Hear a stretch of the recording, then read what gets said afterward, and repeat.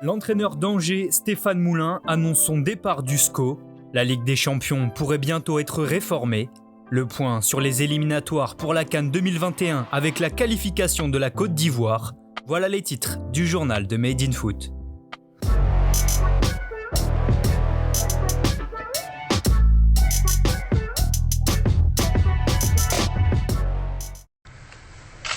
Donc, je ne serai plus l'entraîneur du SCO d'Angers à la fin de la saison.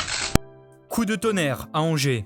Après 10 saisons passées sur le banc du SCO, Stéphane Moulin a annoncé son futur départ à la fin de la saison.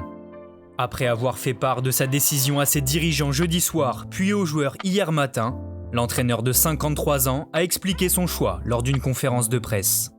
Pour se justifier, Moulin a parlé d'une saison difficile et éprouvante de par le contexte.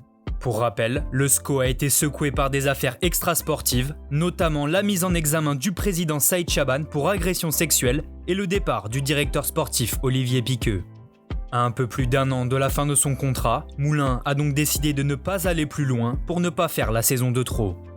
La longévité peut être une véritable force et parfois ça peut devenir une faiblesse. C'est bien quand l'histoire est belle et qu'elle s'arrête quand elle est belle.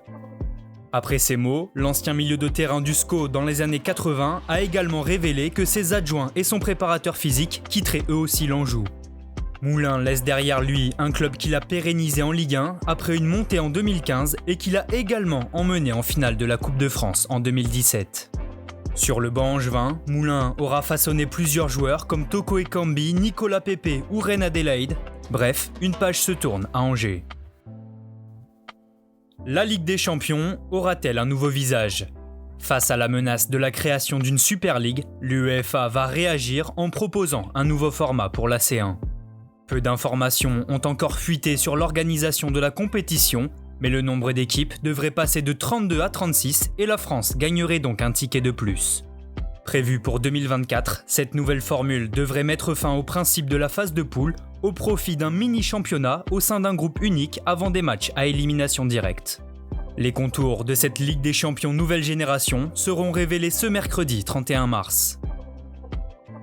On termine ce journal avec un point sur les résultats des éliminatoires de la Coupe d'Afrique des Nations. En s'imposant 3-0 hier soir face au Niger, la Côte d'Ivoire a décroché sa qualification et peut remercier Serge Aurier.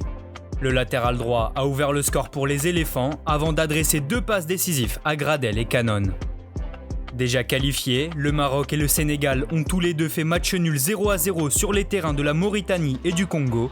Enfin, assuré de finir premier du groupe F, le Cameroun s'est incliné 3-1 face au Cap-Vert.